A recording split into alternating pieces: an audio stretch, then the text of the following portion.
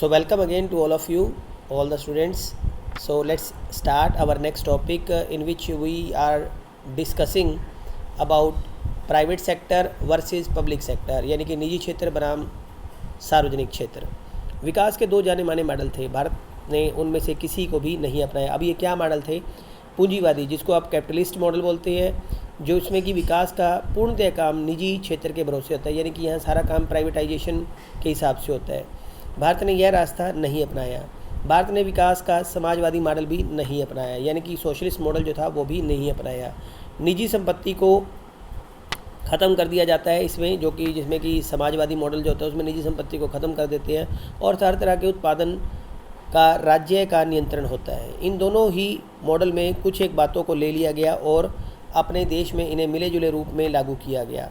इसी कारण भारतीय अर्थव्यवस्था को मिश्रित अर्थव्यवस्था कहा जाता है, यानी कि हमारी जो अर्थव्यवस्था है वो एक मिश्रित अर्थव्यवस्था है। कैसे? Let's see. खेती किसानी, व्यापार और उद्योगों का एक बहुत बड़ा भाग निजी क्षेत्रों के हाथ में रहा, यानी कि ये जो खेती किसानी व्यापार और उद्योग जैसे जो क्षेत्र थे, यानी कि ये जो एरिया थे, यानी कि ये जो सेक्टर थे, वो निजी क्षेत्रों के हाथ में रहे। राज्य ने अपने हाथ में भारी उद्योगों को रखा, उसने आधारभूत ढांचा प्रदान किया, राज्य ने व्यापार का नियमन किया और कृषि के क्षेत्र में कुछ बड़े हस्तक्षेप किए। इस तरह के मिले जुले मॉडल की आलोचना दक्षिणपंथी और वामपंथी दोनों खेमे के लोगों के द्वारा हुई, यानी कि जो दक्षिणपंथी और वामपंथी जो थे वो दोनों ही इसकी आलोचना कर रहे थे। आलोचकों का कहना था कि योजनाकारों ने निजी क्षेत्र को पर्याप्त जगह नहीं दी और न ही निजी क्षेत्र के बढ़वार के लिए कोई उपाय किया है, यानी कि निजी क्षेत्र के लिए यहाँ रास्ते बहुत कम थे, ये जो प्राइवेट सेक्टर थे, और उनके आगे बढ़ने के लिए यानी कि उनकी ग्रोथ के लिए भी कोई ज़्यादा अल्टरनेट नहीं दिए गए थे।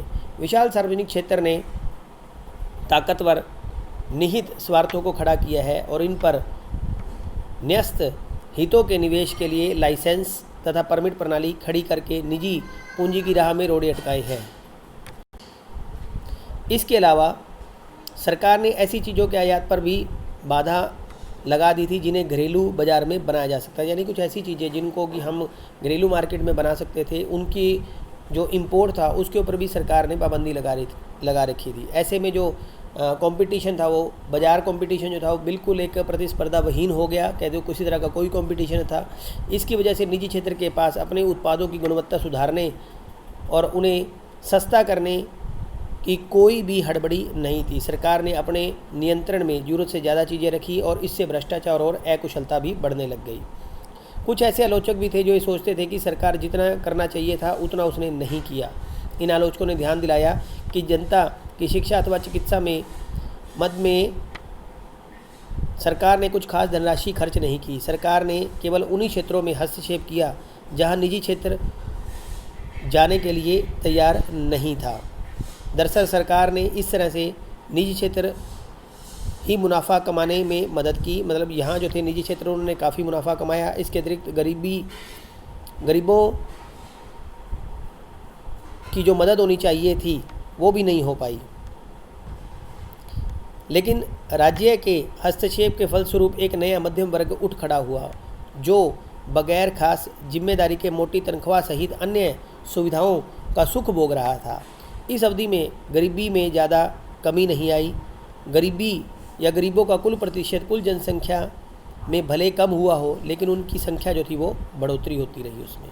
सो ये था हमारा नेक्स्ट टॉपिक, जिसमें आपने देखा कि किस तरह से जो प्राइवेट सेक्टर था उनके हाथ बंधे हुए थे। प्राइवेट सेक्टर चाह कर भी कंपटीशन नहीं कर पाया। प्राइवेट सेक्टर जो था उसके लिए सारे रास्ते बंद किए हुए थे, क्योंकि सरकार ने बहुत बड़े बड़े जो सेक्टर थे वो सारे अपने हाथ में रखे हुए थे। तो अगर कंपटीशन नहीं है तो किसी तरह की न्यू टेक्नोलॉजी नई डेवलपमेंट होने की संभावनाएं बहुत कम हो जाती है।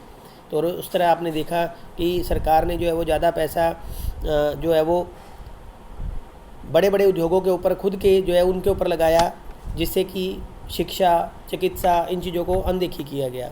तो इससे जो था वो देश को खासी मुश्किल उठानी पड़ी। आगे हम देखेंगे कि इसका क्या परिणाम निकला, जो ये स्टेप लिए गए गवर्नमेंट के द्वारा उसके क्या परिणाम हुए।